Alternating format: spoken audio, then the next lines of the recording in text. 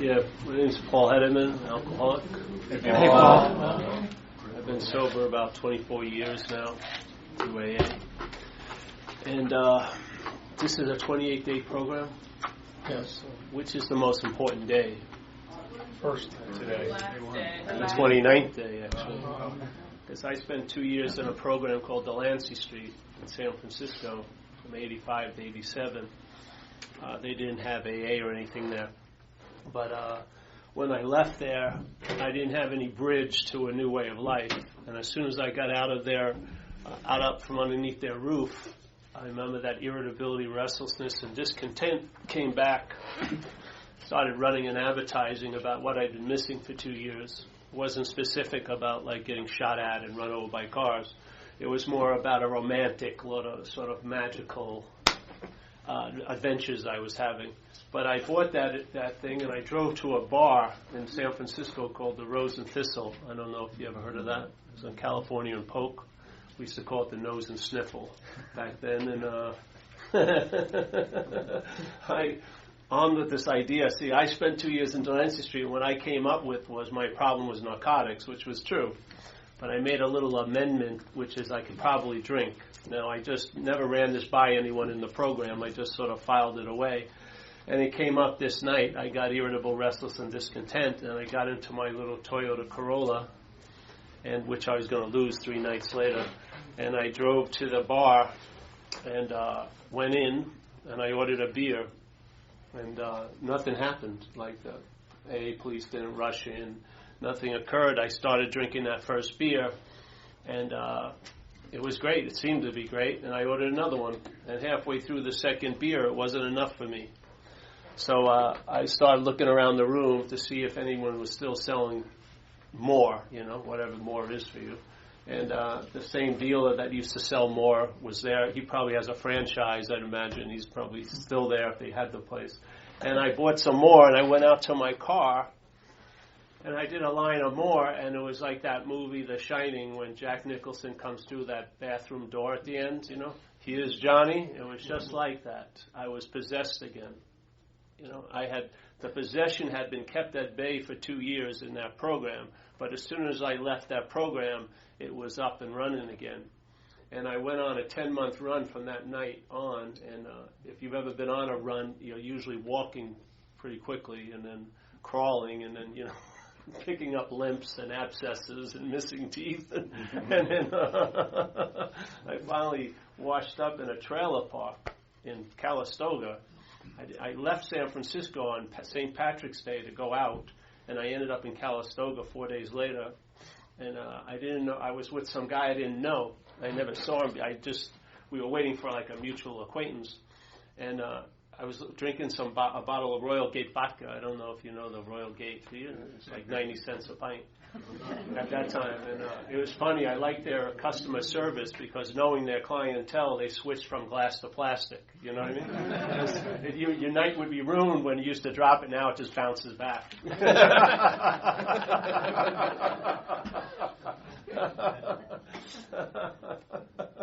So I was looking at this guy drinking and passing his bottle back and forth, and I looked at him, and he had a big bulbous nose and varicose veins on his face, and I said to myself, this guy's a bum, And lo and behold, he was looking back at me like I was a bum. And that was the moment of clarity for me. And the thing is, I didn't come to recovery really by a bottom. I had many bottoms, and when I had a bottom, I basically moved into it, furnished it and asked you over. And I keep getting evicted to lower bottoms, but I didn't know how low I could go. It seemed like I could go as low as it ever was. So I was just sitting there trying to stay high, drunk, until I could get some drugs. And something occurred. My mind stopped for about 3 minutes. That I call it selfing, that little narration going on in your head that we listen to like the Greek oracle, that little voice. And it stopped, and I didn't know it could stop, to tell you the truth, but something happened, and it stopped, and some information downloaded. And the information was like a CNN news flash. There was no story, just a headline, and the headline was, I'm fucked. you know. Now, people who knew me knew I'd been fucked for quite a while, but this was like news to me. Because one of the biggest things we have is this muscle of denial, like Arnie Schwarzenegger's. We can keep out a huge amount of information. And suddenly, that whole system collapsed, and I realized how bad it was. And you know what? An immediate result occurred. I didn't pick up that bottle again, and I walked out and I made a phone call to Delancey Street. Now, 5 minutes before this, I wasn't thinking about ever talking to Delancey Street again. But when this information downloaded, all this started to occur. And I called up Delancey Street and I asked them if I could come back, and they said no. They've been getting my newsletter for the last 10 months, and they said, no, you can come back in a month for an interview. That doesn't mean you're going to get in. So I said the first honest thing I basically said for 10 months, and that is, I don't think I have a month. You know, I felt like something was really going to be terminal this time, you know. So I called up a woman who I used to party with, and I asked her to come up and pick me up, and I must have sounded humble enough, so she bought it. She drove up from San Francisco. It takes about an hour and a half. In that hour and a half, I had a miraculous alcoholic recovery. I wanted to get loaded again. Yeah. So I had no money, so I get in the car and I'm trying to talk her into buying a 6-pack of Talls, getting some Coke, getting the dirty magazines, renting the hotel room, you know. And I think she had followed that equation with me many times, hadn't been that satisfying. So she said, no, we're not going to do that tonight, Paul. She says, do you want to have a place to stay? And that's what I did with Delancey Street. I walked in there looking for a place to stay, and I made a 2-year commitment. So she's asking me for a place to stay, and I go, yeah, I really need a place to stay. She says, you got to go to an AA meeting. Now, this seemed like incredible progress from 2 years to an hour. So I said, yeah. So she took me to my first meeting, March 21st, 1988. And I've been sober and clean ever since. Now, what happens with me is that first step. It's got to be clear that to me the active ingredient of alcoholism isn't drinking anymore. It's managing. Yeah, it's wanting to control. It's playing God in a sense. And so that's the active disease that I have now. The drinking, I haven't had anything for 24 years. So in a sense, the problem doesn't exist for me anymore. Yeah, but the only time it can exist as me is when I'm managing. Yeah, when I'm playing, it's like when you wake up in the morning and you think you know how the day's going to be. You don't have a fucking clue how the day's going to be. Yeah, but you think you do, or you think you're going to have cancer 3 weeks from now, or something like that. And we believe this stuff, which is actually not happening, and it produces an effect now. It makes us feel uncomfortable in a very, let's say, comfortable environment.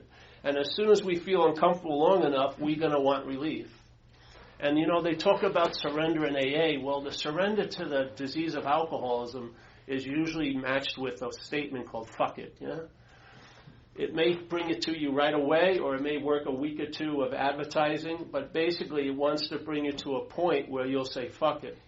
And once you say fuck it, it has all the solutions that it wants to drop in on you. And the thing is, alcoholism can't drink. Yeah? It needs you. It needs you as the host to pick up the beer, yeah? You can't shoot up. Alcoholism can't shoot up, but it needs you to get the fuel in. Have you ever heard of a thing called candida, you know? Candida is something that lives in the intestines, right? In most people. It actually gets throughout the whole bloodstream. And candida likes white floury products. They turn into sugar really quickly, and that's what they eat, yeah? And it's very weird how a lot of people who have candida love bagels. They love Wonder Bread, yeah? And they're obviously thinking they're the one that loves it, but that candida can't go out and shop, so it jacks into your thinking and tells you want to have a bagel, yeah? As soon as you eat the bagel, that's its fuel. The same thing with alcoholism. Alcoholism cannot be taken a picture of. You can't see it in an x-ray. It's a mental disease, yeah? So it jacks into our thought system, and it starts running advertising to lead us to a point of saying, fuck it. And against all evidence to the contrary, we make the decision to go for it, yeah? It's unbelievable. To me, alcoholism is like a parasite. Yeah? You're the host. Sometimes the parasite sounds like it's trying to convince you, yeah? You're sitting there and you're sober and it's telling you, man, this really sucks in alpha beta or whatever. I can't wait to get out and have some fun, whatever it may say, yeah? So it sounds like it's trying to convince you. So it's sort of like a jockey, and you're the horse. Now, you've been ridden by that jockey many times. So when you see it walking up to you, you get worried, yeah? woo, you start shaking and you start kicking the stall and everything. But it talks to you soothingly. Don't worry, it'll be different this time. This time it's going to be great. And then slowly it puts its leg up over you, and now it's on you. Now it's not talking as if it's trying to convince you, it's talking as you. It's taken over. Once the possession is taken over, you're on a run. No one's going to thwart that run until you're burnt out. You're not going to hear any news about recovery while you're loaded, yeah? So to me, it's a possession. It's a parasite. And the parasitical tendency, if you had a big bug land on your arm right now, what would you do? You'd immediately throw it off, yeah? You'd probably yell and like this. There would be no thinking, I should knock that bug off. It would just be a quick reaction. So this is like a parasite. Anyone who's been taken over by it hasn't had a very nice time. Yes, it's very hostile, isn't it? It's a very nasty parasite. It ruins your life at a drop of a hat. So here it is, this parasite. The host would naturally want to throw it off. So the parasite has a great strategy. It convinces the host that you're the parasite. Yeah? You take it to be that which it's telling you are. Yeah? So the last thing you can do is entertain that you can be free of it because you're identified as it. See, in recovery, they talk about obsession with self as the root of the problem. I don't believe that's the case. I believe it's identification as a self. Yeah? In other words, you have a feeling and many thoughts about you. Yeah? When anything happens, it's a feeling that it's you that it's happening to. I would say that you is a foreign installment. That's what I would say. Yes? As long as I'm taking it to be me, the best thing I can do is get therapy for it, maybe socialize it, maybe see if I don't act out at the next picnic so I can at least have a good July 4th, and like that. Very, very meager ideas of success. Yeah? But if I'm not that, I can be free of it. If you're that, you'll be free as it, which is bondage of self. Because its idea of being free is usually to get loaded, and that usually gets you in bondage, either out there or not. Like when I first drank, immediately I realized I had magnetic appeal to people in uniform. As soon as I drank, I got arrested, and it followed me ever since I started to drink. As soon as I drank, uniformed people were very attracted to me. So here you are, this parasite has you. Now you're thinking about freedom, but as that. You're thinking about peace, but as that. You're thinking about relief, but as that, which is the bondage of self. Yeah?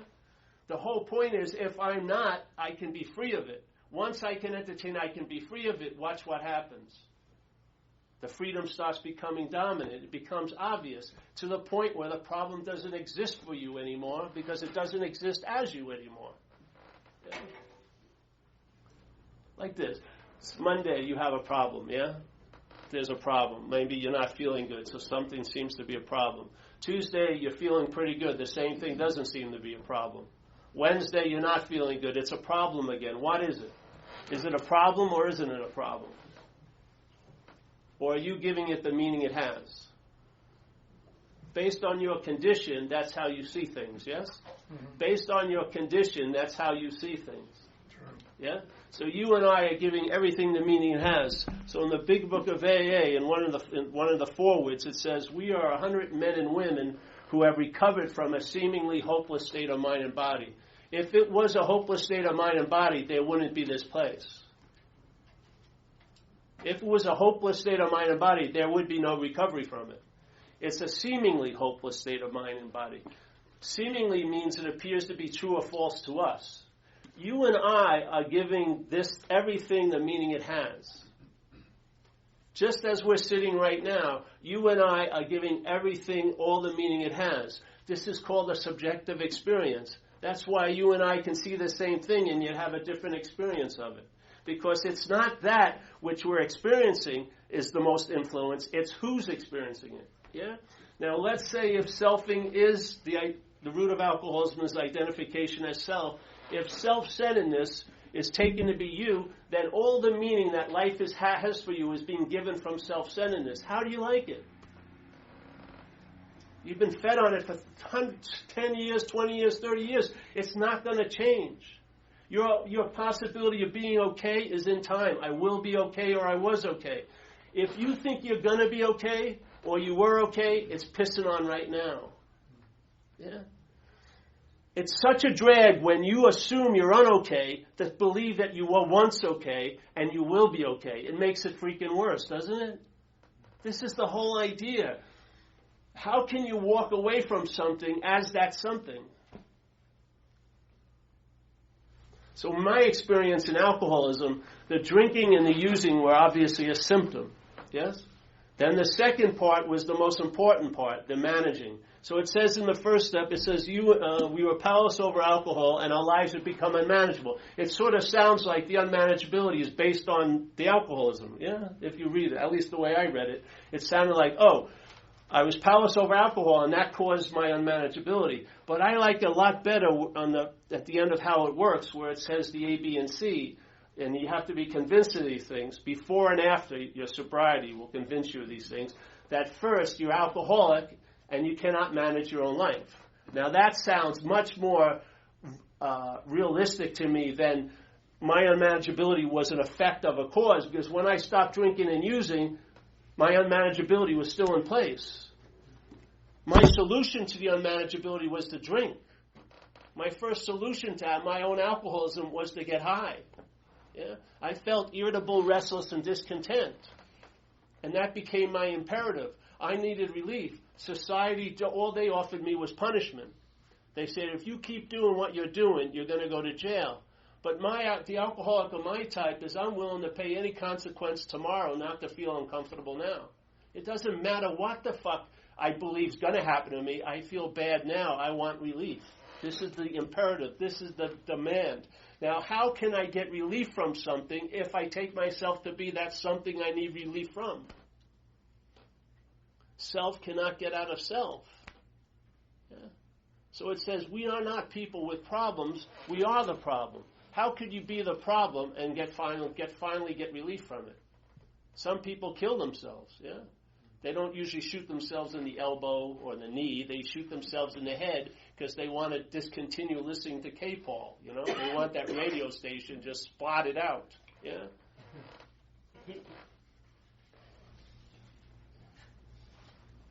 There is a solution. That's the beautiful thing of it.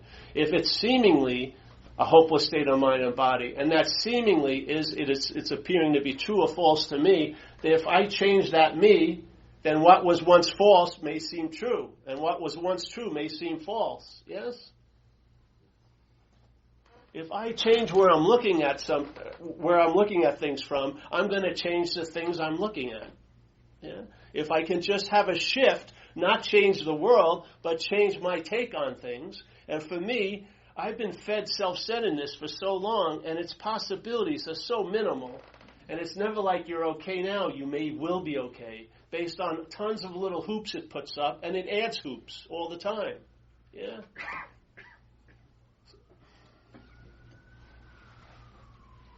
So for me, the 28-day program, the 29th day is the most important thing. Because I'll tell you, if you're unarmed with some understanding of alcoholism, you're overmatched.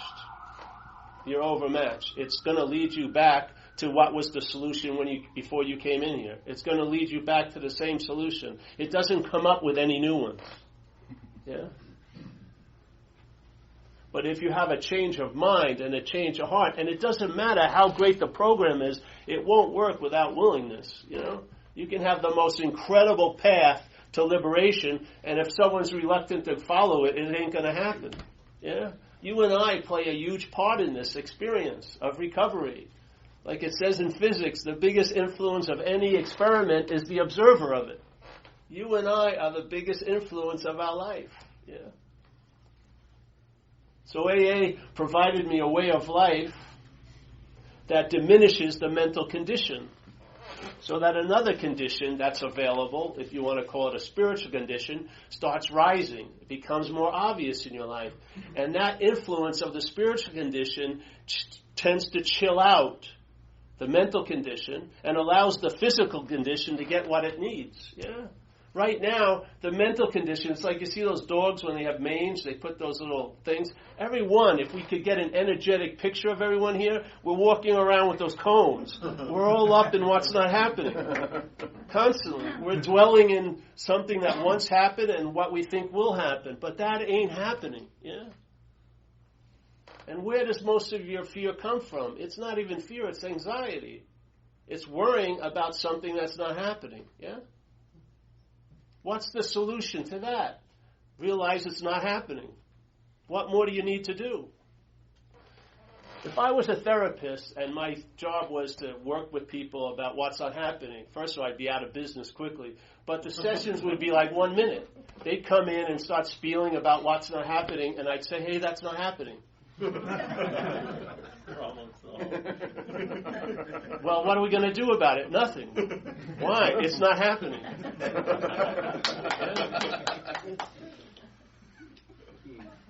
That's the whole point. You go back, your mind lives in a mental realm, right? In selfing. It only goes from the past to the future. If you look at your thought system, it doesn't give much value to now, does it? You're mostly concerned with somehow, somewhere, somewhen. And how does it picture you, the thought system? Does it picture you as a spirit or as a body? As a body, yeah. If you listen to that thought system, if you listen to K-Paul, like a devotional station, yes, you're going to have a lot of anxiety. Because you're going to believe in thoughts that are about what's not happening. Yet, it will produce an effect in what's happening to you right now. Yeah? You'll be contracted when there's no need to be contracted. You'll be racing, your mind will be racing, yet there's no threat whatsoever. Yeah. This is the whole point, is realize your role in it. Take responsibility. It's your mind that's seeing things as they are. Yeah?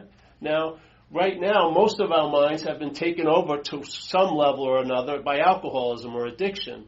But that can be dismissed, either slowly or quickly, and then the mind can see anew. Yeah. I just lost interest in me. That's what happened. Yeah. I was hoping I'd be there when it got good, but I realized the reason why it's not good is I'm here, you know?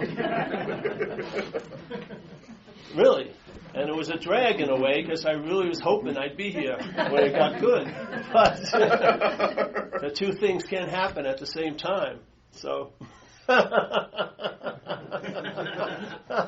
I've seen this whole thing that's driving me crazy as a foreign installment, and somehow that caused it not to drive me crazy anymore.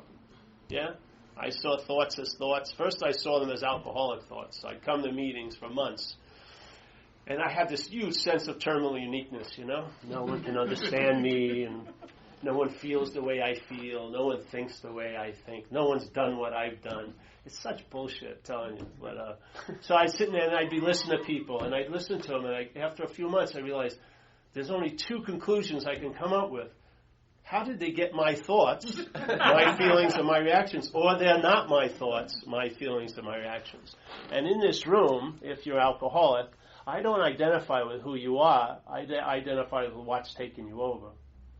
That's what I identify with, because I've been taken over by that same quality, that same parasite. And so when you describe what it's like to live under the parasite, I identify because I've lived under that parasite. To think you are that isn't the... You'll never be free if you're the problem. If you're the problem, you're going to be working on yourself forever. You're going to be like an eternal urban renewal project. You know, that mind won't give up. It'll be on your ass all fucking day. Yeah. But if you're not that, you lose interest in it. That's the good. That's the freedom. You lose interest in yourself and you gain interest in others. It's not something you can do, because if you try to lose interest in yourself, that would be a self-obsession, wouldn't it? So, you know, you can take a 2-year class on getting out of the obsession with self, but that would be obsession with self. So self can't get out of self. But if you're not self, that's the experience of being out of self. Yeah? But if you try to get out of self as a self, that's actually a form of being in self. Yeah? You go to groups where the whole point is, the whole idea is to get out of self, but they talk about self the most. Yeah? They're more engaged with self than the people who are walking around the streets. You know what I mean? The thing is, you just lose interest in it. And you don't lose interest. You have plenty of interest. I have plenty of attention. I didn't run out of attention. Today's Wednesday. I spent all my attention for the week. Now I'm just going to watch TV for 4 days. Until Monday comes, I get the new download. No, there's tons of attention. Tons of it. Tons of interest. What you do is you lose it in things. Yeah? The attention has an expression or a manifestation here by the vehicle it's put in. So if your attention is to the mental condition, to the thought system is going to be occupied by there and then, and you're basically going to be out to lunch. And when you're out to lunch, anything can fucking happen. Anything can happen in what's not happening. You can have cancer, you can be broke, you can be this, you can be that, yeah? Whatever your mind can come up with, it can think about. But there is something that is going on here, right? Now, it doesn't have all the qualities of what's not happening, but it has one quality what's not happening doesn't have, and that is it's happening. Yeah? That quality of it's happening is able, if you are here, really present here, which I don't believe you cannot be, yeah? I don't believe you and I need to get into the moment. I would start questioning the belief you can be out of a moment. Because you haven't been out of any moment of your own life. Not one. Not one. Without you, there wouldn't be a moment. Yeah? But this whole idea of trying to get into the moment is presupposing the belief that you can be out of the moment. I don't believe that. Just like when I was a kid, when I was playing, I wasn't worrying about next week because I had no idea of next week. And when I was playing because I couldn't entertain, I could be doing anything else. Yeah? This is the type of mind you can go back to.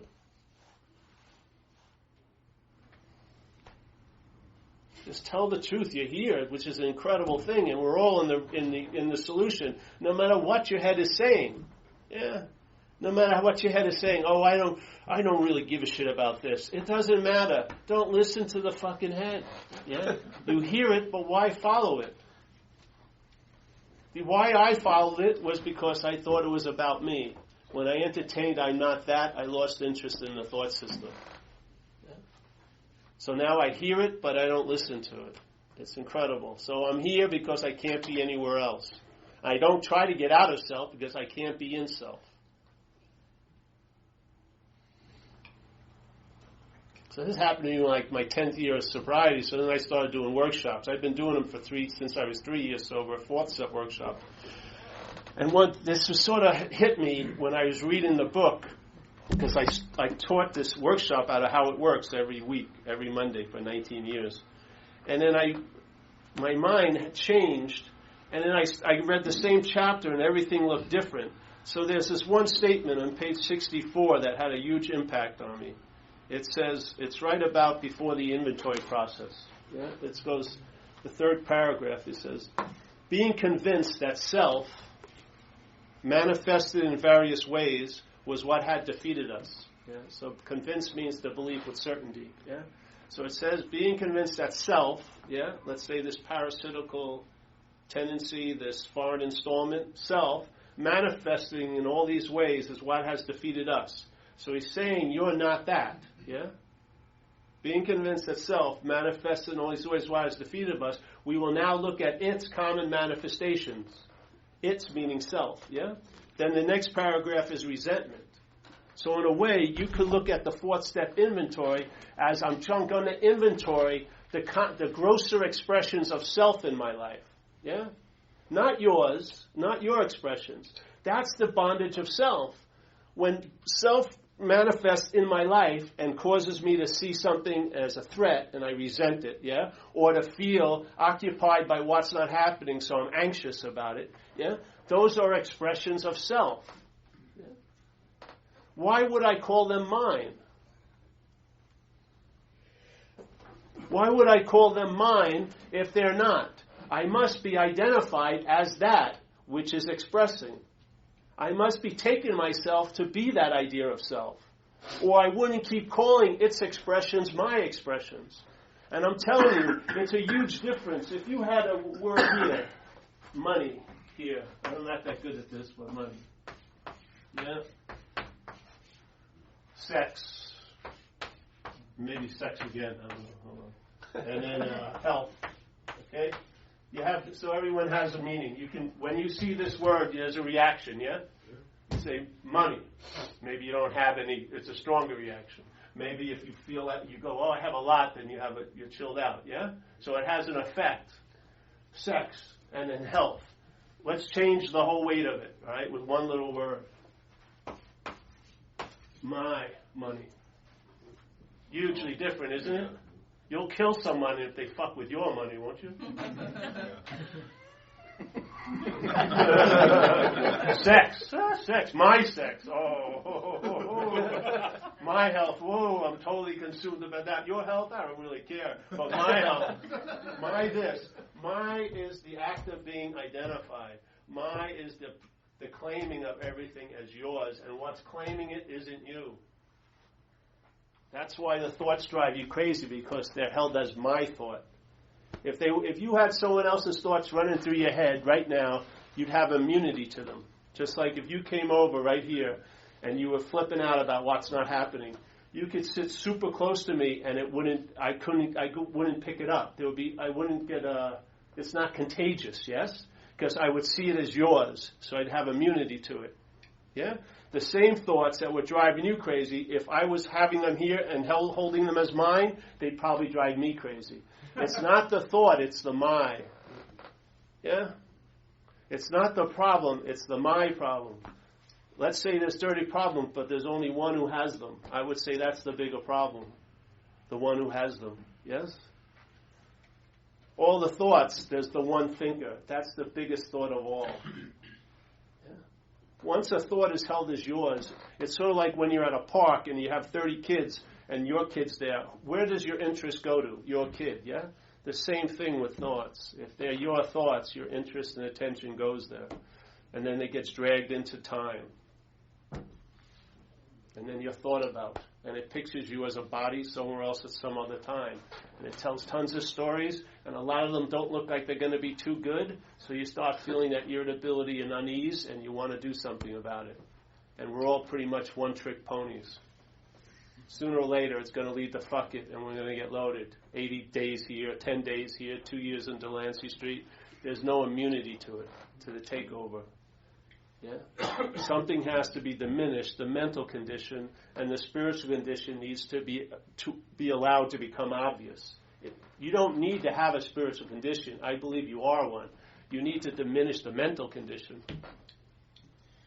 Once the mental condition is diminished, things become clear. Red is red and blue is blue. You know something is not good for you, and you have the balls and the power to follow through on not doing it. Yeah. So AA, I feel, has a huge amount of grace. How many times did you decide not to drink or get loaded, and you did? Yeah, lots of times, right? You had no power behind you when you made that decision, did you? But now you can make that same decision in AA, and you'll have power to be sober for 24 years. The dilemma is you have no power. You're being sucked dry by this parasite. You're taking yourself to be the parasite, and you're in an incredible loop of wanting relief, and that relief causing consequences that bring you more misfortune you don't feel you deserve, and then there's more need to get relief, and then you make decisions that set off more consequences that bring you misfortune you feel you don't deserve, and then you want more relief, and the same old keeps going. Yeah, there's no way out. But if you can surrender and truly admit to your innermost self that you're fucked, yeah, when there's a grace that's available that when you decide not to drink, you'll probably not drink. You've got some mojo behind you now, yeah. And for me, I've had a lot of momentum behind me for 24 years, and now I'm like a free-range alcoholic. I can't cross a couple of lines, but I have a very large life, yeah. If I shot some coke in the bathroom now, first of all, I'd never come back to this room. I'd go to the nurses' quarters and try to find some syringes, probably, or whatever would happen. And all bets would be off. But as long as I don't cross those little boundaries, I'm free range. You know? The problem doesn't exist for me. I don't work at it. It's like I was placed in a position of neutrality with no thought or effort on my part. Yeah. My mind just moved. It got recalibrated. A little bit out of self-centeredness, and let's say now it's in centeredness. It's a lot different. It's the same mind. It's just not coming from a pinpointed thing called you. Yeah. So if you're not that, then you can be free of it. Isn't that fucking great news? I think so. If I stop calling the thoughts mine, I may travel lighter with them. Yeah. That's what I found. If the mind drops out of your life, instead of, with the mind all day, maybe we're used to traveling around with 50 pounds on our back every day. We've been doing it for so long, we don't know the difference. We don't realize, we don't entertain the possibility we could take that knapsack off. But I'll tell you, if you drop that mind and then you started traveling with like a couple of ounces all day, you'd be traveling lighter, yeah? And if you're traveling lighter, you probably won't have any desire to get loaded, because you'll have what that desire to get loaded is promising you. You will have some relief and some contentment in one's life. Yeah. I mean, what changed me? Was I a junkie addict and now I'm a sober person? I was neither. I'm just a possibility. Yeah. One parasitical mental movement took me over, and I was an expression of that. Now another power of mind's taken me over, and I'm an expression of that. That's all I am, really. And whatever has me, I express that occupation. So right now, quote unquote, the spirit has me, so I express that occupation. Before, it was the parasite of alcoholism, and I expressed that occupation. Yeah. So you have any questions or what? Yeah. Do you still go to AA? I do. I go to a lot of meetings. There's a tradition in AA that says, tradition 2, it says, there's a loving God that will express itself through our group conscience. I sense a presence at most meetings. Yeah. And you can take, let's say everyone in this room is an asshole individually. But if you put all these assholes together in the right format, there's like a sweet perfume gets produced. Yeah? I think that's that loving God or that grace. I do. And I still I still enjoy that. And then I listen to people. I listen and I can sort of tell where they're coming from, and I realize I don't want to come from there. Yeah? So I have a recognition of the problem, and I can learn from other people's mistakes now. Where before I couldn't learn from my own mistakes. Now I can learn from others. It's much nicer. Yeah. Where do you go to AA meetings? In Marin County, San Francisco. But I live in Marin, actually. I go basically 3 meetings a week or so, maybe even 4.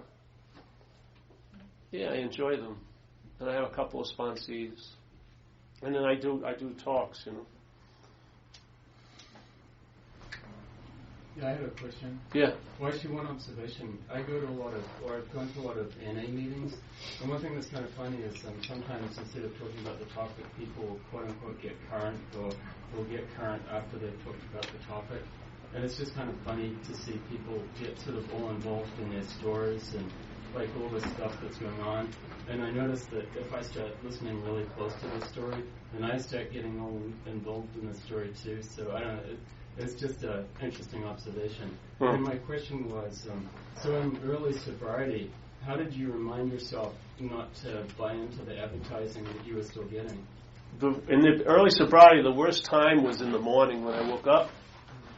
I woke up with a lot of anxiety because I guess I felt like I was under the old managerial team. I usually would be in a lot of trouble by 9 o'clock at night. So I was really terrified.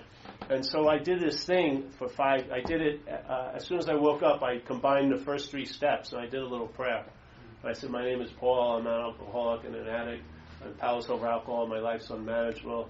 I've come to believe that a power greater than myself can restore me to sanity, and then make a decision today to turn my will and my life over to the care of that power." Yeah. And then that would chill me out, and then I'd realize I'm in recovery, and then I'd pursue the day. Now, I did that for 5 years straight. Every day, no matter where I was, the first thing, and then I'd stop one day and I'd never had to do it again. Yeah? Because I don't have that anxiety anymore when I wake up. See, this is, like the disease is progressive, but also the recovery is progressive. Yeah? When your mind starts coming out of that, there's no limit to how far out of it can come. When it comes out of the addiction or the parasitical nature, there's no way to know how far out it can go. You can really have a radical freedom from what was dominating. Your being here is an expression or a demonstration of the domination of that aspect in your head. Yeah, obviously.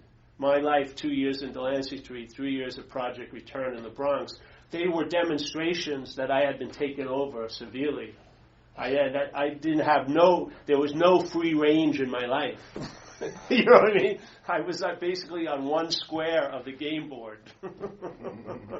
And the go to jail cards were like confetti dropping into my life. So, you have to see if you can follow back. Because there's a simple description. It says in the fear inventory, it's very clear.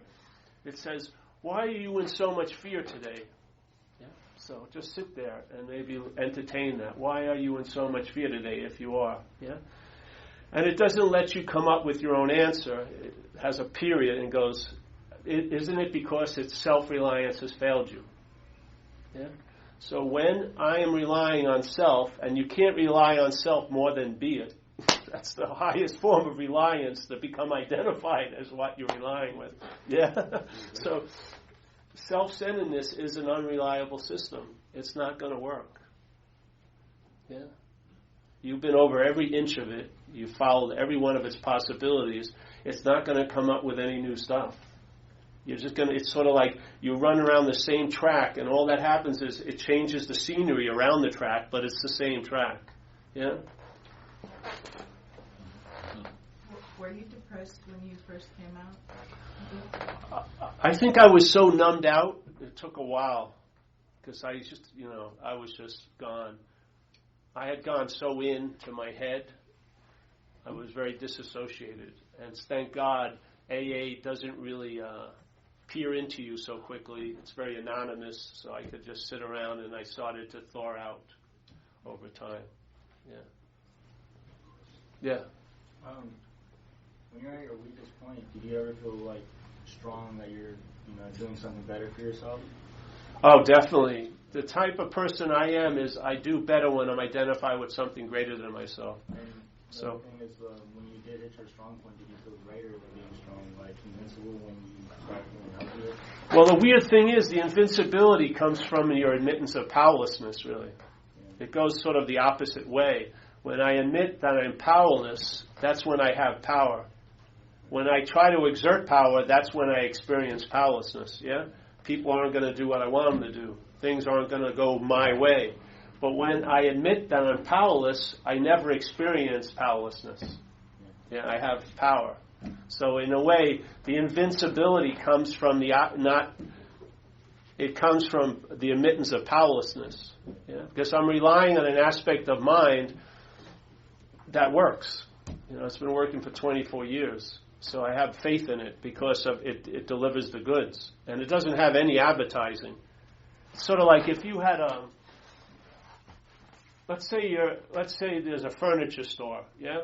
And you deliver furniture. And you've never missed a delivery, you're always on time, the piece is never damaged, yes? Would you need any excuses, rationales, or blame in that business? You wouldn't, would you? So if your head is full of excuses, rationale, and blame, it's because it's relying on a failed system, self-centeredness. Yeah, it can't deliver the goods. It can't. It cannot provide a happiness, joyousness, and freedom for you. It's a failed system. So to rely on it, you're just going to. It's like that definition of insanity. You're going to keep doing the same thing over and over again, expecting different results. Yet you won't get different results. You'll get different, but not. Yeah, they'll be worse usually, but yeah. So I like that idea of I didn't come here to manage better. I just admit that I'm not managerial quality. Yeah, that's been my solution. Seriously, and I haven't changed from that. I can't handle this place. When I was young, my grandmother and my father died when I was 9. And it was just way too much for me to handle. So I went in. I remember I had the same nun they died very close together. So I was out of school for a while. So I had a Sister Marie Neal, and I'd be here, and she was like where this lady is. And then when I came back to school, I was in the same seat, but now I was millions of miles away. I was so sucked up the ass of self. And then it was not that long after that I started getting loaded, and that was that, Because to me, my solution to alcoholism was drinking and doing drugs. I needed relief. And it worked, but the consequences don't.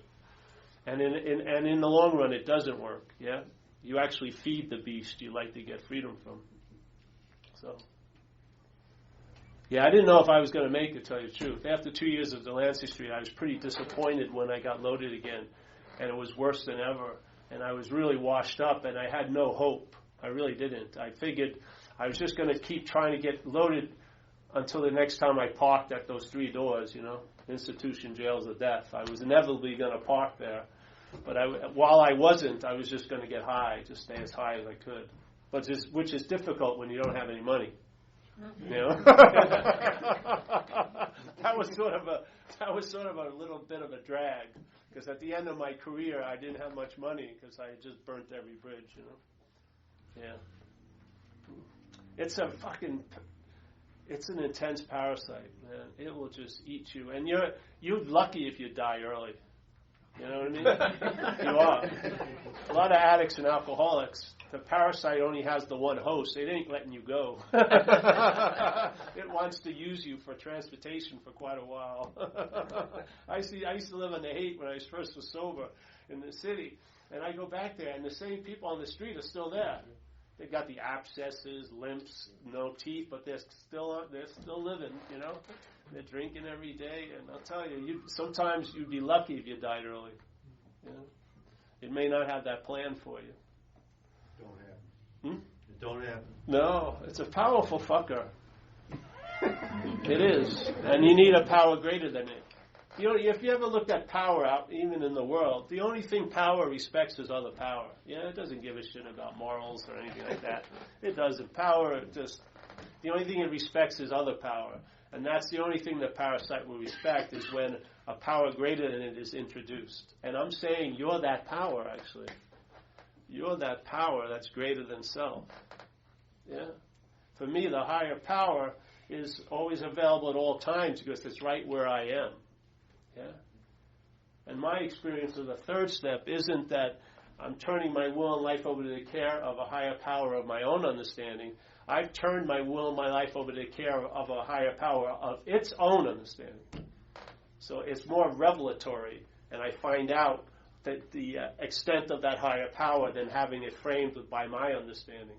Because my understanding is going to, if I get a parking space at the hospital, that's my higher power. I need a little more juice than that in my life.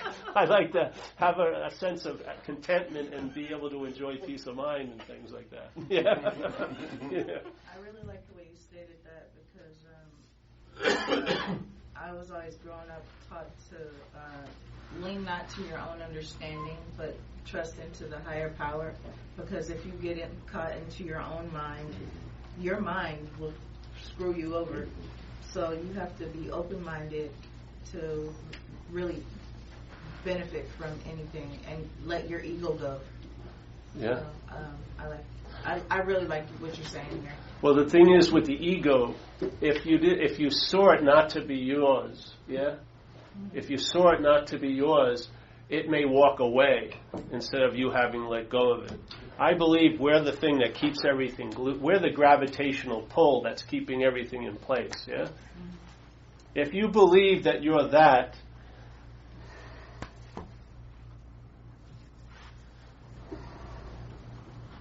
well, here it is. When you believe you're that, this is what happens. When you recognize you're not that, you get freed from these situations. Yeah. Not saying this situation is wrong, but none of us were sitting at a coffee table with brochures for our next vacation in Alta Bates Hospital rehab. We picked that little brochure. It's not usually on the top 10 favorite, visitations in the Bay Area. Consequences how to bring us to this point where this has value. Yeah, I'd like not to have to go to places anymore. I'm not. It's weird, but I thrive in institutions. I did great in Delancey Street, but I don't really want to live in an institution in my life, the rest of my life. I just don't. Nothing wrong with them. I just don't want to live in that. So I had to find a way to live as if I was under a supervision, but not in a formed supervision, and that's that power that's greater than us. Yep. Do you make plans for your day, or do you kind of live by a moment-to-moment intuition? Well, both really. I had plans. I had to come here today. So how do I succeeded. between which thoughts do you say, these are my thoughts, this is my plan for my day, and maybe these are my thoughts, and maybe I'm not going to listen to this plan. I'm going to go to kind of a higher intuitive power. Well, that's a flavor you got to get used to. Yeah. There'll be some samples, and then after a while you get used to it. But it's not like they're my thoughts about the plans of my day. They're just thoughts about the plans for the day. Yeah. If these were my plans, I may not have wanted to come here. I was surfing, and I'd rather surf, than come here. But these aren't my plans. This is what was on offer. This is like the seed assignment, and I've learned to show up for the seed assignment. Yeah, because I'm taking wonderfully well when I do. When everything starts becoming my plans or my thoughts, things get weird, and anxiety arises because I'm making the possibility that I'm okay now as a future event, as an expectation, and that's a giant heist of your attention. So I've recognized the beast of alcoholism, yeah? I've seen it head to toe, and it's all distilled into I'm not that. Yeah? I don't know what I am, but I know what I'm not, and I'm not this mental construction that my head keeps assuming and inferring and implying, doesn't it? You never see it, do you? It's always inferring and implying. It's like an arthritic finger that's always pointing, but we've gotten lazy. We just make the leap itself to the moon that it's pointing at. We never see the moon. We just go, this happened, therefore it must have happened to me. Yeah, it's a big leap. And to me, it's a form of slavery. Yeah. What other thoughts, philosophies, thinkers, other influences affected your paradigm shift? Well, I don't know what affected them, but I like the Course in Miracles. Have you ever heard of that? Course in Miracles was something that was transcribed through a psychiatrist in the 70s, not that long ago. That had a big impact on me. And then listening to, they call it non-duality. I don't like that name, but the idea that all there is this, that there isn't a this and that. There isn't a you and a me. Yes? There's just this. That had a big influence on me. And, whatever. Yeah. So, I'm not sure what I heard about you talking about mindfulness. You don't. I did those things as practices. I don't see how you can be unmindful, really. I'll tell you the truth. So you're here and you're present and that's it. Isn't that the obviousness of it? Really? Yeah. When I was a kid, I wasn't looking to take retreats or practice meditation. Yeah. I was right where I was because I hadn't entertained I could be anywhere else. Then I started entertaining some insane fucking ideas that I could be somewhere other than where I am, and all the shit hit the fan. Yeah? Seriously. I mean, why would I want my head to override what's happening with its take on, this shouldn't be happening. To me it's insane. And this thing, like they talk about acceptance is the easiest thing in the world. You don't want to change anything as the way it is right now. But you can't accept in selfing. It's a byproduct of a realization. Then you start accepting like blue is blue and red is red, The whole idea of trying to get into the moment, and then you read books, how to get into the moment, and then the second edition is how to really get into the moment, and then the third one is how to get into the moment in the turbocharged way, yeah? My sense is you can't be out of the moment, yeah? And the whole idea of getting out of self, to me, selfing is like a predator, a parasite, But it has you by you moving away from it. By you trying to get relief from it all day, that's how it has you. It's not like a lion and a sheep out in the field. You see, you know the predator and prey because the predator's ripping the throat out of the prey. This predator has you by you moving away, but you constantly thinking, I gotta get relief. I gotta get relief. Yeah? The relief did not come from. I did not get relief. I got relief from that incessant need to get relief. That's what I've been relieved of. I haven't gotten relief as that. I got relief from it. Yeah. So I don't have that incessant drive to get relief anymore. Yeah, and and then I can just be with what is because it is. It's not like a big philosophical judgment I've made. Hey, this is what's happening. Yeah. Yeah. So this wonderful way of thinking, and I think it's great. How did you acquire it? I mean, is something that happened fast for you, or something that after you're done with your steps it came to you?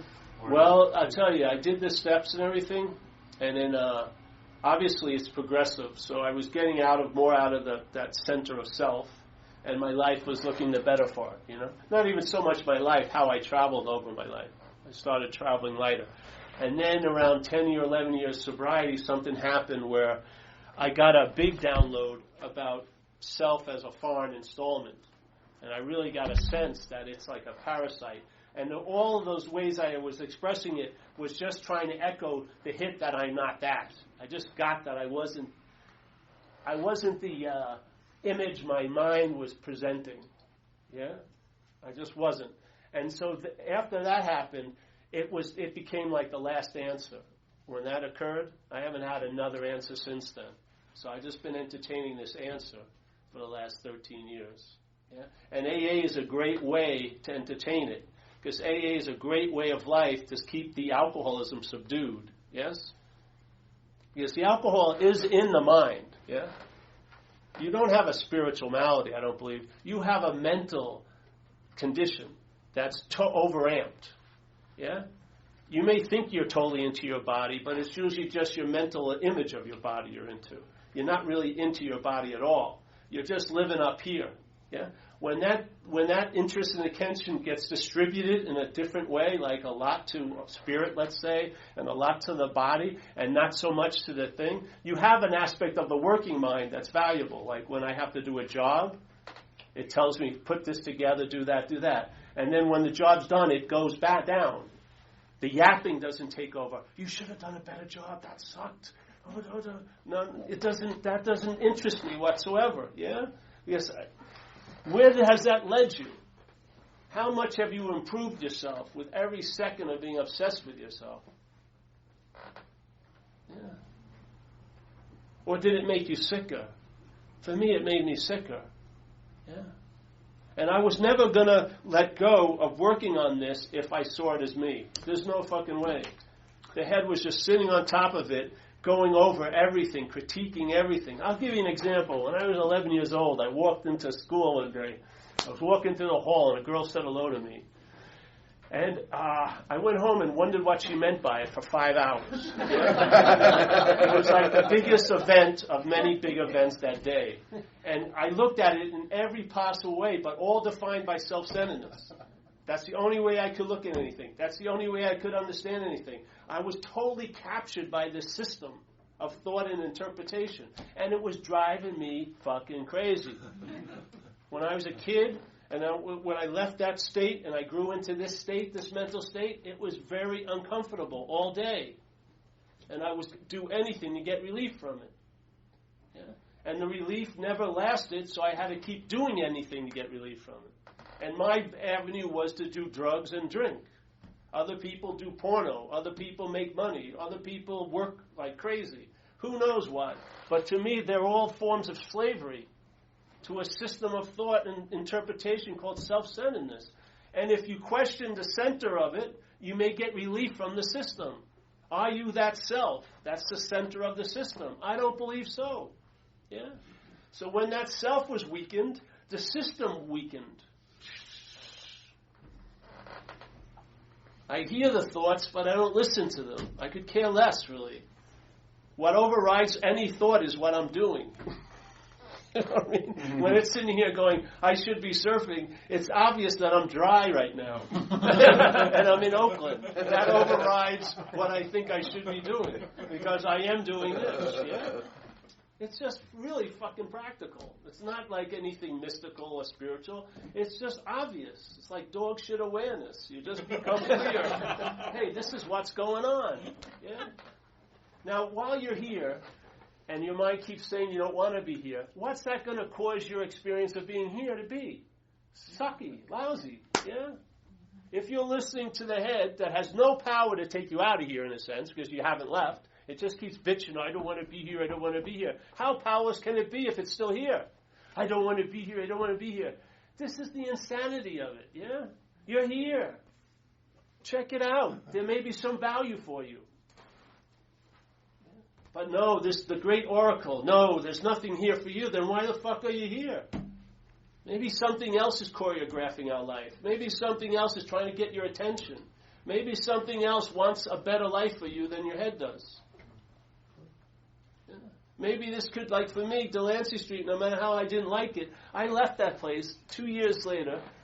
I didn't like them. I didn't like the people in it. I didn't like their principles. But I had to admit that my life looked better with them running it than it ever did with me running it. Yeah? What I realized was when they saw me as a you, an object who was a drug addict and an alcoholic, right? While they were seeing me as that and treating me as that, I was doing great. In my head, I'm a me. I'm a very special person. Don't they know who I am? They knew exactly what I was. I wasn't the one who knew what I was. I had this giant story going. Yeah. They treated me exactly the right way. My life looked a lot better. As soon as my head took over again, the me became dominant. I was fucked.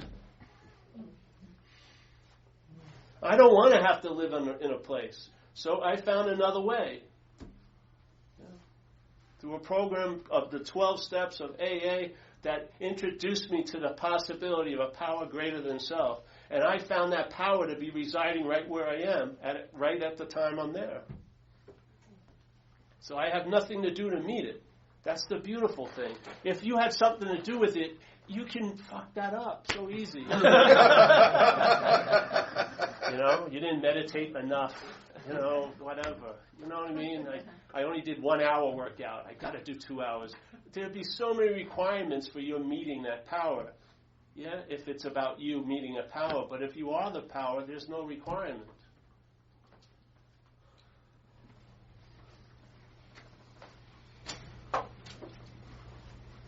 Experience real horsepower. Yeah, that's sort of what it's like. We've been running on fumes, bro. We need some real horsepower. You got an ass-kicking mule up there. You need a horsepower.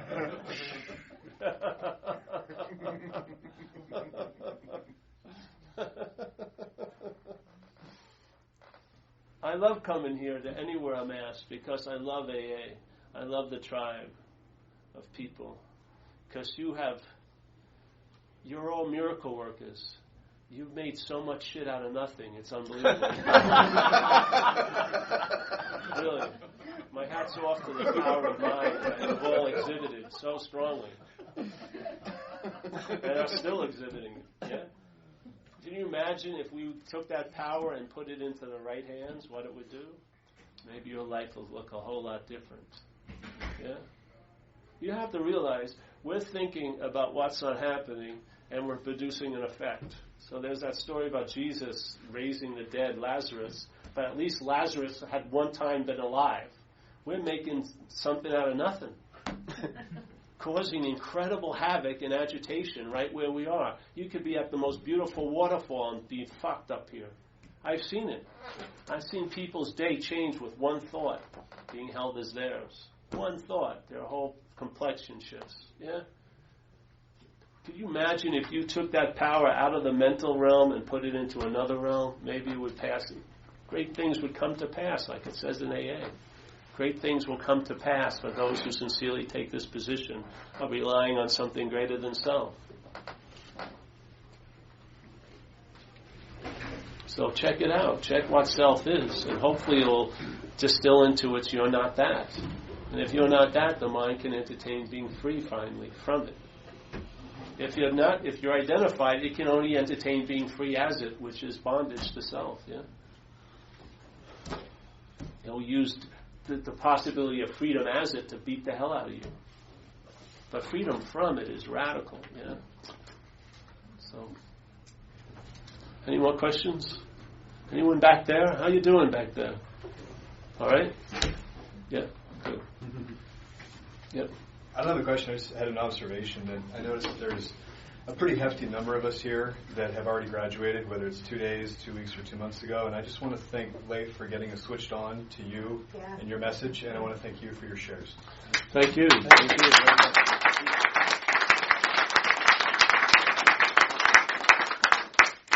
We came back specifically to see you talk because Leif popped up on the YouTube and we're transfixed. So we really appreciate both of you.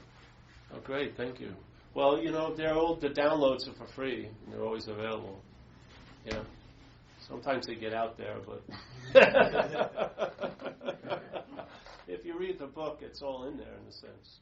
And the book, let's say the idea that Bill W. wrote it, yeah, but I feel it was a download in a way. And it's meant to be read, and things are meant to add on to it. That's what it says. This is just the beginning, and people will come and add on to it. I'm just trying to add on to it. I don't really believe obsession with self is the root of the problem. I think that's what the mind that's identified as self has to do to keep the identification in place. Yeah. Let's say if for what you are and what you're not, it's like water and oil. For them to be bonded together, it needs a lot of glue. Why do you think the thought system is the way it is? It's incessantly thinking. I believe that's the application of the glue. So it's the obsession with self is what glues us to the idea of being a self. But there's so many gaps because it has to be applied so much because it's not a natural bonding, yeah? Yes? Do you have any advice for people who are struggling to find that higher power? Their spirit or whatever? Help other people. And then the higher power will find you. Because, see, sometimes they say in AA that you have to have it before you give it away. I don't believe that. I believe you've got to be willing to give it away, and then you'll have it. See? And then so you'll have if you're willing to help other people, then the power to help them will come through you. Because there's a bigger thing than me and you. There's a much bigger thing than me and you going on. I found this power, it has a drive to express. So if you put yourself in a position to be used, you'll be used. And while it's moving through you, you'll get to know it in a sense, yeah? That's what happened with me. I just put myself in a position to be used, and I was. Yeah? And in being used, it's sort of like the water defines the hose, you know what I mean? If there's no water coming through, it's just a plastic tube. But the water moving through it gives it the sense of being a hose. It's a conductor or a deliverer of water.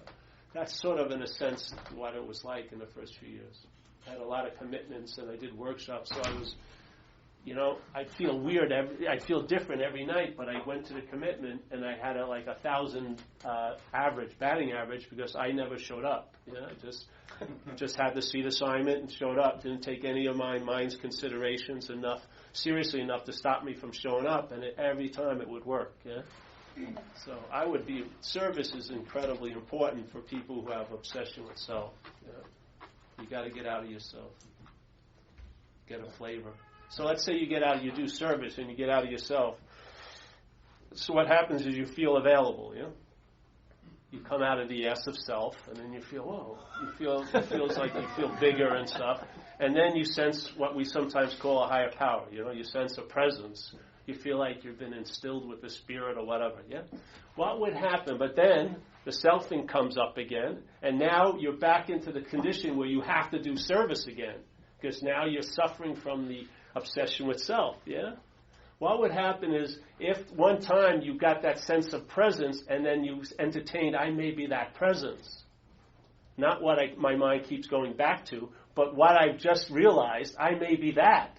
So if I am that presence, then I'm always available, and then I'm of service, which is much different than not being available, and then doing service to get a hit of it. To be available, to be present, and to be of service is really cool. Yeah. Nice. Yeah, you're welcome. Did you see the 12 steps on the video, that one? Yeah. Did you? Mm-hmm. Yeah, no, everything changes. I just sat and did that in 2 days. So I don't make any notes or anything. So if I did another one of them, I'd probably have all different things to say. That's what I like about it. Yeah, it's just like a download. Yeah. Yes? Does your mind try and take you out of that though? And Of course it does. Tell you that you're unique? Not based on this, no. Not unique in a lot of other ways. Of course it does. The selfing doesn't stop. So how do you combat that? Like service? Like you said? Well, if I was obsessed in it, I would do service, yeah, but I'm not obsessed with it, so that's how I combat it. I've lost interest in it. To me, like it says in the book, your daily reprieve will be contingent on the maintenance of your spiritual condition. Yeah. Now, if you're taking yourself to be a mind or a body, to try to become spiritual as a mental condition or a physical condition, it's going to be difficult. Yeah. But what would happen if you are a spiritual condition? Wouldn't that be the highest form of maintenance? I'm saying we are a spiritual condition. Yeah. The mental aspect doesn't take itself to be a spiritual condition. It takes itself to be a mental condition. And it doesn't think it's a physical body. It thinks it has a body. Yeah? When usually someone says, my body, it's not like they have a body, they have one. That's the mental property. It's constantly owning and claiming things because it doesn't have anything of its own. Yeah? So into my sense, the freedom comes from, I'm not that. I hear it, but I don't listen to it. Because it's boring as hell, really. Yeah? Have you ever had someone come over to your house and talk about what wasn't happening to you? You're bored in like a minute, aren't you? You're like, fucking Jesus Christ. The same stuff in your head, you've been listening to it devotedly for 30 years. Why? One's yours, one isn't. The you, the my, is the disease.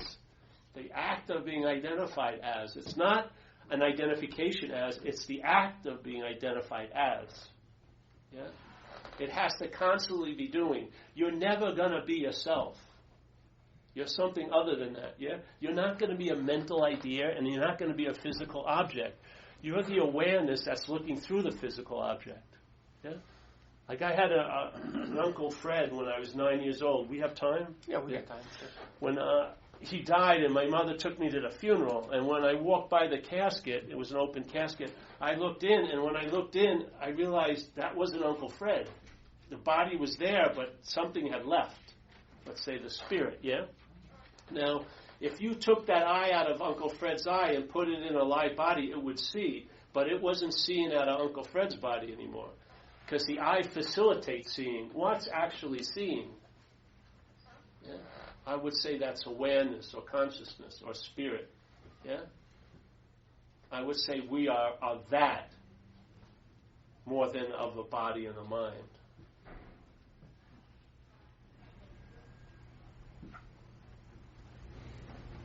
And these are just possibilities. If your mind entertains it, you don't know how far it will go with it. Yeah? When you're entertaining you all day, it's like putting a marathon runner in a closet. It's fucking really pissed and bored. I swear to God. It's just been running around itself all day, year after year. We're letting it loose. You know? Hey, I may not be that. See it. When you go to meetings and you hear people share, don't they sound like they're coming from where you come from? Some really. They have the same thoughts, the same feelings, the same reactions to life. Don't you get it? They're not yours. We've all been taken over by a parasite that doesn't have an infinite amount of qualities. It has very strict, limited characteristics, and they've been described in the Big Book. They've been described pretty damn well, so that you can recognize that you're not that. Yeah?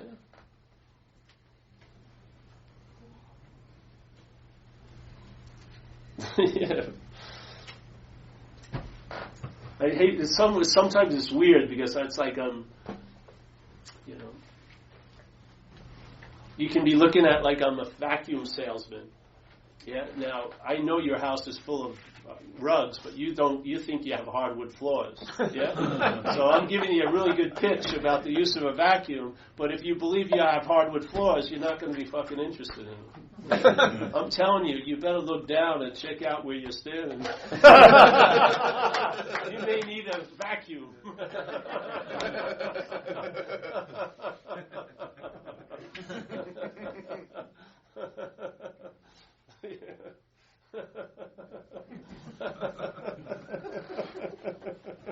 You just came up with that shit, didn't you?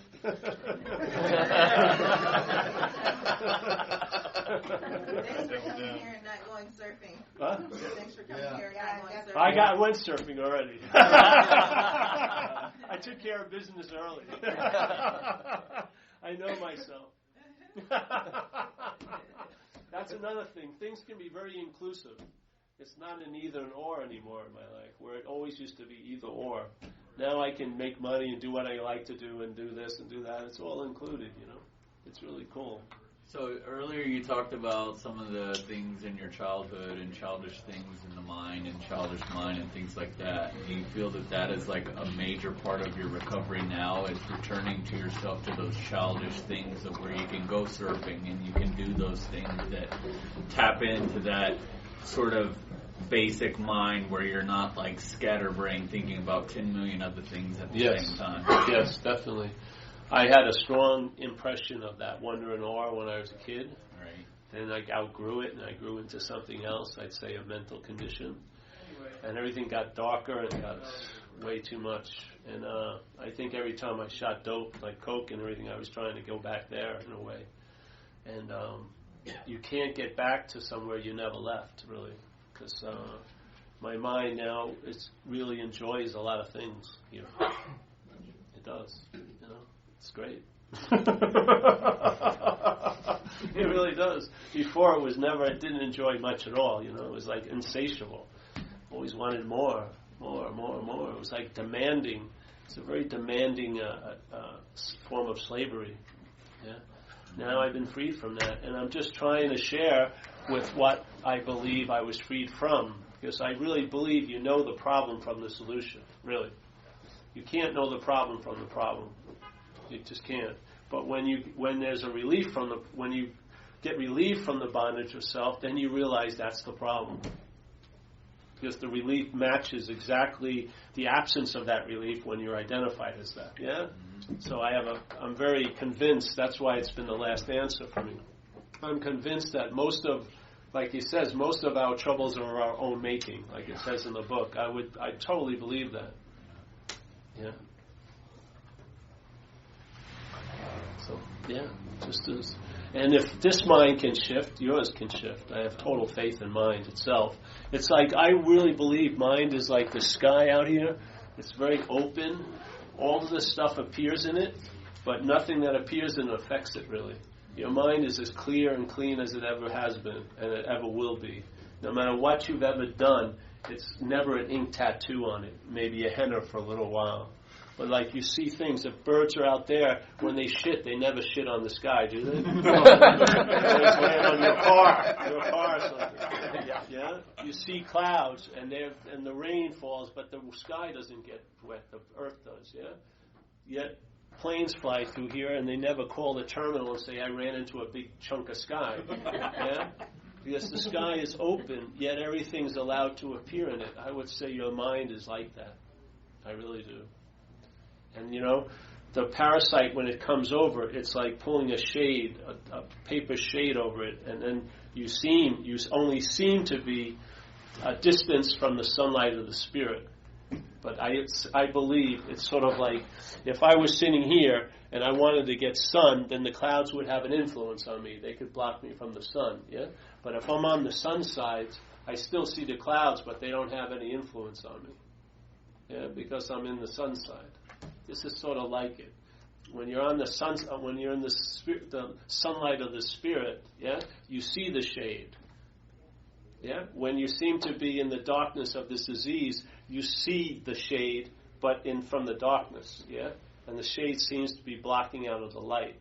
Now I'm in the light and I see the shade. Yeah? But from the light's point of view. And then you can recognize the truth about the shade, and then it's very easy to let it go. Yeah. It's only being held, down by a certain mental gravity. If you're not that, the shade goes up, and you've been on the other side your whole life. Yeah. And all the court cases I lost in my head, they've been annulled in the court of light. They have. I've been let off my own hook, and probably the biggest hook you're on is your own. I just could not. My head was so right about what it did, there was no way I'd ever get relief. I had this one I share. I used to have a story. I got run over by a car. I got run over twice in one night, only an alcoholic. I got hit by the car. The guy didn't know he hit me. He backed up over me. But I was running around, and I came to California. I was running around like a junkie, and I would use this story that when I get this money from the insurance, I'll pay you guys back. And then I also had this story I was telling me, I'm going to give my mother money when I get the money, so to give myself a little bit of feeling good after when I was thinking I was doing all these bad things. So 4 or 5 years went by, and I got the money came, but not as much as I thought. And I had to fly back to New York, and they weren't going to give it to me all at once because my mother and my family knew who I was. So they were going to give me a little bit at the time. So I drove back there, and I got the first installment. I bought like half a pound of Coke, And I was driving out to the Hamptons, and I drove right by my mother's house, and I didn't stop, But I had this whole belief that I was going to give her money just went out the window. There was no way I ever was going to get released from that. No way. No way. If I, with any sense of being that, who did that, there was no way. And I had tons of cases against me like that in my own little court.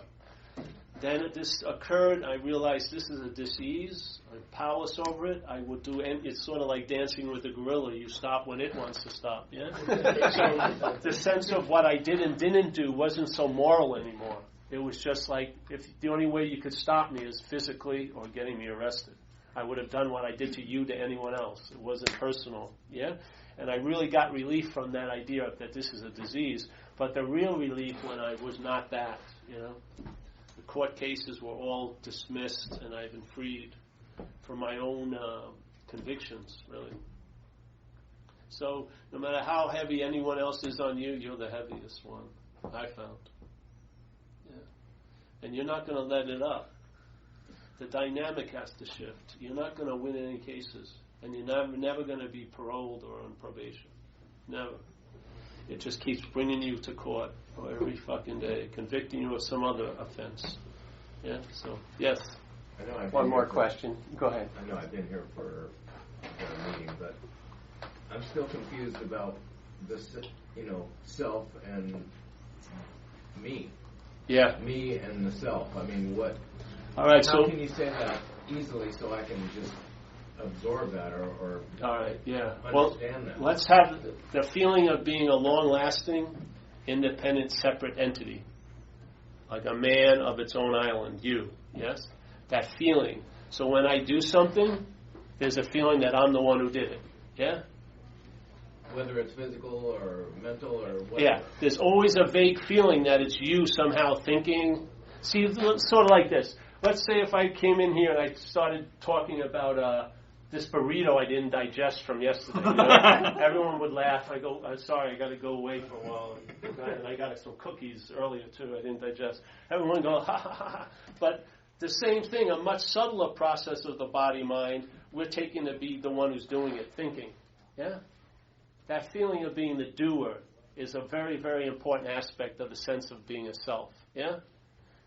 When you're actually seeing thoughts, awareness is seeing thoughts, yeah? You're not thinking them. There's no you who's a thinker, just like you're not digesting the food in the body. You can't even shit when you want to, but you believe you could change your own thoughts? Give me a break. They're not yours, first of all. So this sense of being a long-lasting, independent, separate entity, being the doer or the haver of things. So if you see the movement of selfing in one's head, it's always claiming. So a feeling is never seen as a feeling, it's my feeling. Thought, my thought. Yeah? Action, my action. Idea, my idea. Past, my past. Future, my future. Yeah? Girlfriend, my girlfriend. Problem, my problem. That's the movement of selfing. Yeah? And all that movement, all it does is point to a phantom you. You never see it, but all you do is get transfixed by all the pointing. And then the mind does its leap itself. It goes, oh, I am that. Yeah? But there's no real proof in it. We're just trying to short circuit it. Yeah? So when a thought comes, maybe entertain it as an alcoholic thought. You'll get a little space from it. Yeah? When a feeling comes, maybe it's just a sensation. Yeah? And then watch the mind how it claims everything. Yeah? And that's the act of being a self. But it's a vague feeling of being a long-lasting, independent, separate entity, a body. Yeah? That has control over everything. Well, you think so. Everything that you think you do. Yeah, exactly. Yeah. So it's like the biggest unspoken step of the book is playing God. Have you ever seen that? No. And right before step 3, and if you see the steps, they're a linear procession, right? 1, 2, 3. You don't want to do step 9 when you're on step 1. You're not ready. Yeah. So when they're leading up to step 3, which is the big concept of AA, it says, first, quit playing God. It doesn't work. Next, in the drama of life, is you surrender your will and life over to care. So the first thing, to me, has more importance than the next. Yeah? That's what selfing is doing. It's playing God. The mental realm is playing God in us. Yeah? It's telling us what it's going to be like, what it was like, what we're like, what they're like, yeah? All freaking day. It's playing God. Now it says quit playing God. Try to quit playing God. That would be playing God. Yeah? So, but what if you're not that which is playing God? That could be the true quitting of playing God, if you're not that which is playing God. Yeah? If you're not that which is playing God, that could be the experiences of quit playing God. Because you'll lose interest in the God playing. Once you lose interest in the God playing, that God juice that you're giving over to selfing all day will come back and rest, yeah, in your life. And that same attention that's causing, in a way, your discomfort will enrich your life when it's freed from that obsession. Yeah, that's what we're looking at. A narrator in my head. Yes. That's telling me everything. Yeah. We're saying who it thinks it's talking to isn't you, and you're not the one that's talking. Yeah? You're neither the object of what that's... It has to be two things, right? Because it's talking to someone. Exactly. Right? Exactly. And who is the talker is the self, and who is the listener? Find out. All right, I'm going to call it here. All right. Like you did something to achieve it, because it's all on you. Yeah? This message is that it's not all on you. That to me is what works. Yeah? If it was on me, I'd never be enough. And if this was really me, I'd have to work on it every day. Because it has many, many faults, many, many blind spots, and stuff like that. It would be a never-ending project. But when I lost interest in it because it wasn't me, I could leave it fucking alone, you know? And the body responds a lot better without this mental aspect sitting on it all day. Yeah? It's like that. The I, the you, and the me. The me is the mental take of you and the I. The I is just, let's say, the spirit or awareness. The you is the physicality. So the physicality allows the non-physicality to have an experience here. This is what allows it to have an experience. The mental process tries to hijack that by claiming it's the one who's having the experience. So the mental process doesn't have anything of its own, so it has to claim everything that happens through the body and through consciousness. Yeah? So its main movement is claiming. That's what it does. I like to use it to represent that with the mind. Yeah? So a thought system, I'm the thinker. Yeah? Actions, I'm the doer. Feelings, I'm the feeler. It has to co-opt everything. And for that to occur, it has to forget what's actually occurring, which is consciousness and contact. So what does it do? It claims to be the one who's conscious. Yeah? In other words, it's like doing consciousness, just like it thinks it's doing thinking. But if you really see it, you're not doing any thinking, do you? You can sit down and think when you have a project, but usually thoughts just appear. They come to attention or to light, and then there's a download of meaning. Unfortunately, you don't know it's the meaning coming from the sense of being you that injects it, and then it downloads as if it's the thought that brought it, but it's not the thought. The thought's the carrier of your meaning. Yeah, you inject it by the mind. What you represent in self-centeredness is all these old ideas and thoughts and everything. Yeah, with the bridge of mind, with any activity, thinking, feeling, doing. When it's I'm doing it, I'm thinking it, I'm feeling it. That I, which is representing Paul at that moment, the self-centeredness, is downloading meanings into everything I'm doing, feeling, thinking, like that, yes?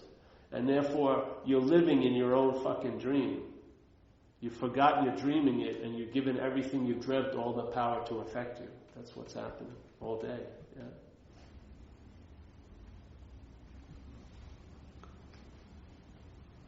When I heard this, it rang true.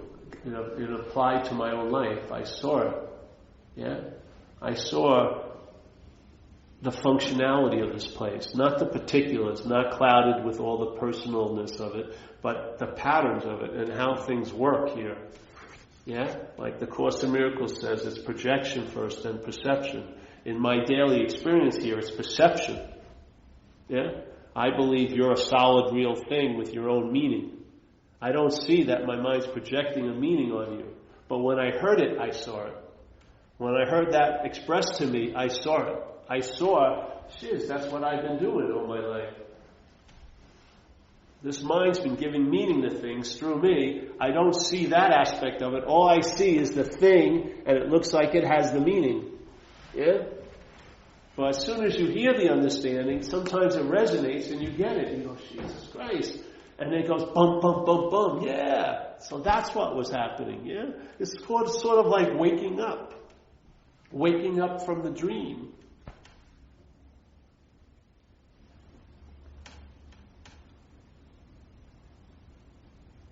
I heard that. That was lesson 2 of the Course in Miracles. It blew my mind. I heard it, and I practiced that lesson 2. And every time I practice it, and the lesson is you and I give everything the meaning it has. And one of the ways you practice it is you look very comfortably, not with concentration, around the room. And everything you see, you say that I've given this all the meaning it has. Yeah. And so what happened is, when I started doing that, I have the experience of the conscious contact without any meaning. And then I see the meaning being given it. So I got to see the process. Where before, I was only at the end line of the process. I never saw the process. I was at the end of the process, yeah? I was reacting to the end of the process. Now I was seeing the process. Yeah? That's what I love. That's what happened.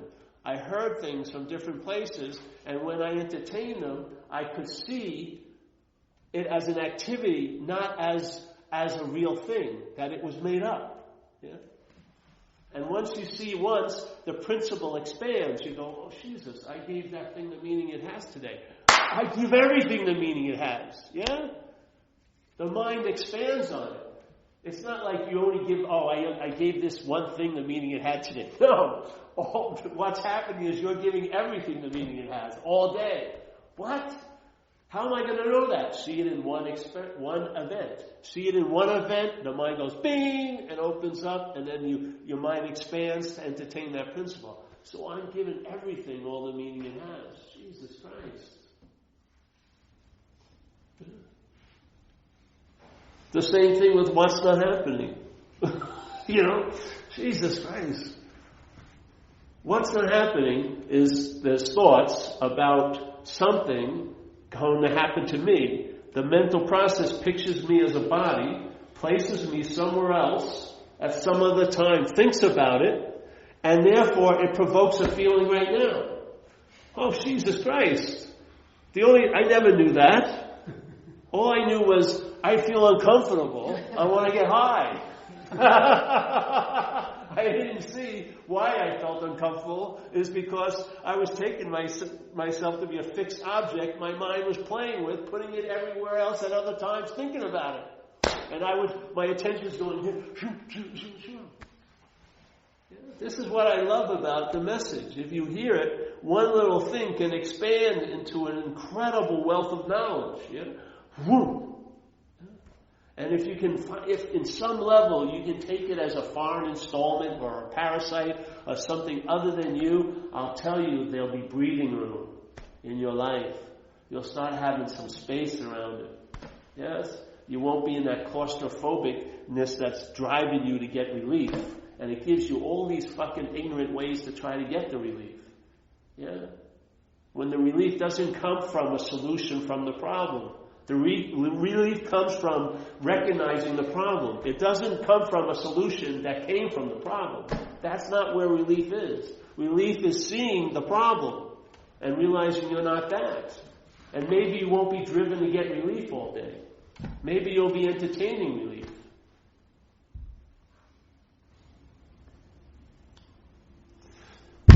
Talk number 2 is over.